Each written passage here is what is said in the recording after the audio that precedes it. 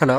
हे देवाशीष, कैसा है? मैं ठीक यार, इतने दिन बाद याद किया। अरे जानता है ना यार, काम वाम बना हुए। Are you free on next week? हाँ, बट क्यों? हम लोग आ रहे हैं Koraput. You will be our guide. Okay ठीक है। शुरुआती सफर बड़े मजेदार था। बिना कोई प्लान के हम बस आगे बढ़े जा रहे थे। हमने बहुत सारी कठिनाई भी पार की, लेकिन जरूरत पर पानी ना लाना हमारे स्टोरी का एक इंटरवल पॉइंट बन गया। कच्ची सड़क तो पार कर ली, लेकिन अब सीढ़ियाँ भी बाकी है चढ़ना। एक एक बूंद पानी की लगता रस रहे हैं। अभी 1000 से भी ज्यादा सीढ़ी है। पता नहीं क्या होगा हमारा। ओ बेटा जी, अरे ओ बाबू जी, किस्मत की हवा कभी नरम कभी गरम, कभी नरम नरम कभी गरम गरम, कभी नरम गरम नरम। सुबह 6 बजे मुझे कर लिया जाता है घर से अगवा। बिना कोई देर किए जबरदस्ती गाड़ी में बिठा के ले जाते हैं मुझे ऐसी जगह जहाँ पे सबूत छुपा सकते हैं। And that is none other than Pandi.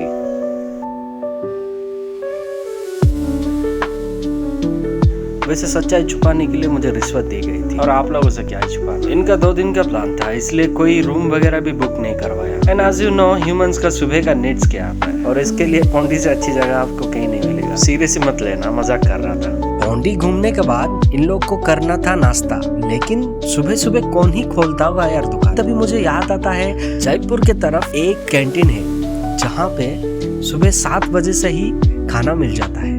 That is none other than IRB canteen. खाना खत्म करने के बाद हम निकल पड़ते हैं कोलाब की तरफ। क्यों? ये एक शॉर्टकट है लमतापुर जल्दी पहुंचने। रास्ते में हमने कोलाब के पास एक अंकल को देखा जो मछली पकड़ रहे थे। उनसे काफी बातें भी की। उन्होंने तो एक मछली भी पकड़ लिया था। फाइनली हम लमतापुर पहुंच जाते हैं और हमें दिखता है माचकुंड हाइड्रो पावर प्लांट का ये एंट्री साइन। सफर में कभी कभार मुसाफिरों को नींद आ जाता है, लेकिन आपको सोना नहीं, क्योंकि अगर आप सो जाएंगे तो ये हसीन नज़ारे, वादियाँ, जंगल, ये सब कुछ मिस कर देंगे। हर कदम के साथ एक नई तस्वीर, एक नई रोशनी मिलता है। जो लोग रुकते हैं, जो सफर में हमेशा आगे बढ़ते हैं, आखिरकार हम लोग डुडुमा पहुंच जाते हैं। यहाँ हमारा सफर शुरू होता है। हर कोई तो डुडुमा को ऊपर से देखा है, लेकिन डुडुमा का असली मजा वाटरफॉल के नीचे ही दिखता है। ये वार्निंग साइन यहाँ पे क्यों दिया है? क्योंकि ये रास्ता बहुत घने जंगल से होके जाता है और ये स्टेयर्स बहुत फिसलन भरे रहते हैं। आज फॉर योर इंफॉर्मेशन, मॉनसून के टाइम में यहाँ पे आना सबसे ज़्यादा खतरनाक चीज़ है, तो इसी बात को ध्यान रखते हुए हम आगे बढ़ते हैं।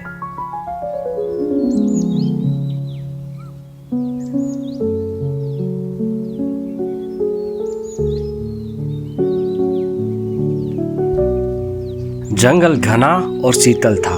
चिड़ियों की मधुर सुरों से पूरा जंगल गूंज रहा था, जैसे मानो किसी दूसरी दुनिया में आ गए हो। सूरज की किरणें भी जमीन को छू नहीं पा रही थी।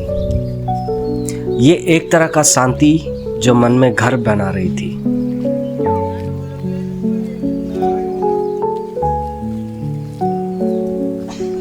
रास्ता पुराना होते हुए भी अच्छी कंडीशन में है। रास्ते में हमें कुछ फल मिल जाते हैं जो डिहाइड्रेशन से बचा सकता है। अचानक से एक बड़ा पत्थर हमारे रास्ता रोक लेता है। हम तो घूम के चले जाते हैं, लेकिन मन में एक भय रह जाता है। क्यों? क्योंकि ये कोई मामूली पत्थर नहीं, लैंडस्लाइड का पत्थर है। जो भी बोलो, ये जंगल वाकई में बहुत खूबसूरत है, जो मन को जोश और दिल में एक्साइटमेंट भर देता है।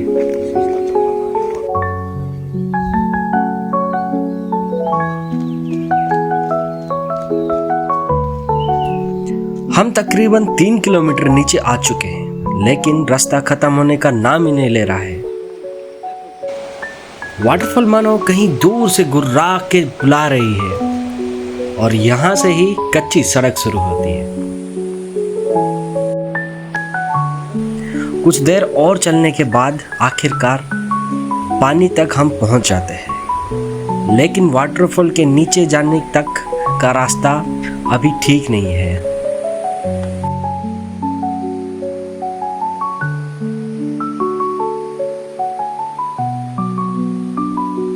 अभी तो हमें बहुत दूर जाना है, बहुत मेहनत करना है। as there is no particular path to reach there.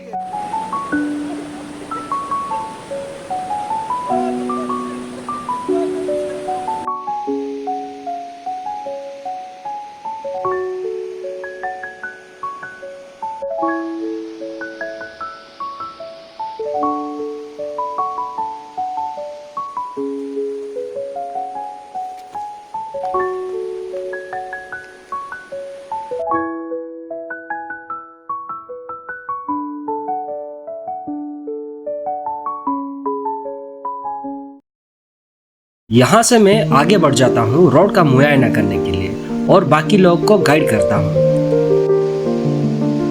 बड़े बड़े पत्थर और पानी, फिसलने का डर था क्योंकि तैरना किसी को नहीं आता था। Still I tried my best to guide them.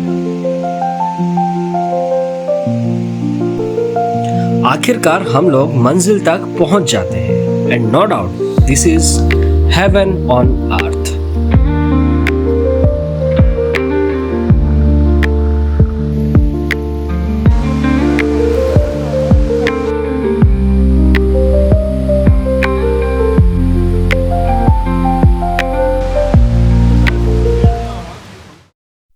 एक दल जो निकला वहाँ, डूडूमा झरना देखना जहाँ, रास्ता कठिन हिम्मत कम पर बढ़ते गए चलो संग संग।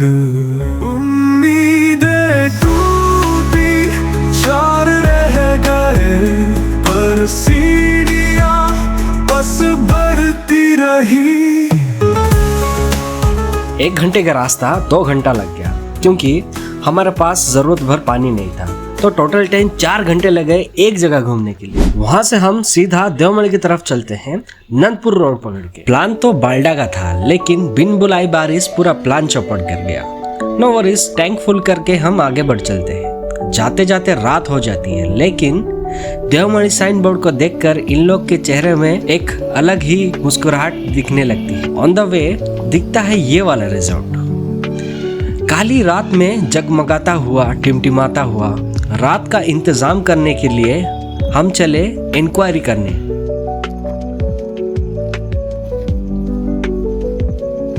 इन लोग को करना था कैंपिंग। बारिश भी हुआ था तो ज्यादा उम्मीद नहीं थी मुझे, लेकिन लकीली ऊपर जाके हमें एक टेंट रजिस्टर कर लेते हैं। बहुत बार्गेनिंग के बाद 2500 में भैया डन करते हैं। टेंट असेंबल करने के लिए वो मान भी जाते हैं। ऊपर तो चारों ओर अंधेरा था, ठंडी हवाएं चल रही थी। बस एक अच्छी बात थी, बारिश थम गया। भैया लोग काम करते करते देख हम लोग असेंबली सीख रहे थे और पूरा असेंबली 20 मिनट में खत्म हो गया। साथ में जो कुछ लाए थे वो खा लिया। रात भर आग कैसे लगाया वो हम लोग को ही मालूम है क्योंकि पूरा लकड़ियां भीगी हुई थी। कुछ फोटोज दिखा रहा हूँ, देख लो रात का जन्नत कैसे दिखता है। सुबह 7 बजे हमारा नींद खुलता है। ऊपर की साफ हवा मन तरोताजा कर देता है। वेदर भी क्लाउडी था। हम गाड़ी की जांच करते हैं, कूलेंट भी बदलते हैं ताकि गाड़ी आगे जाकर ओवरहीट ना हो और हमारा सफर चलता रहे।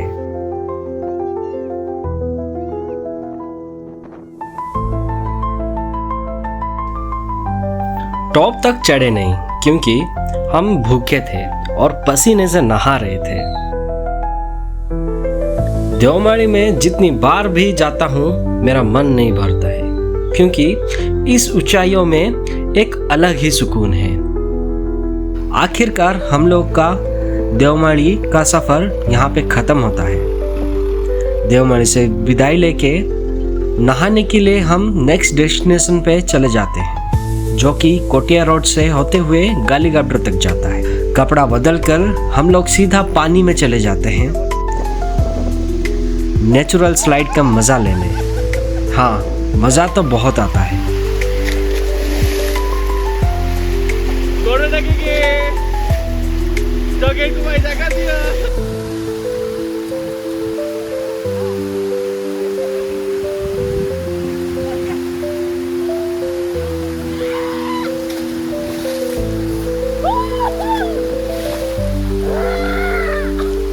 जो ये मूवमेंट हमने क्रिएट किया है ये हमेशा यादगार रहेगा। इसके साथ हमारा सफ़र यहीं पे ख़त्म होता है। वीडियो अच्छा लगा तो डू लाइक एंड कमेंट। चलो अलविदा, मिलते हैं नेक्स्ट वीडियो पे। मोटोब्लॉग KPT।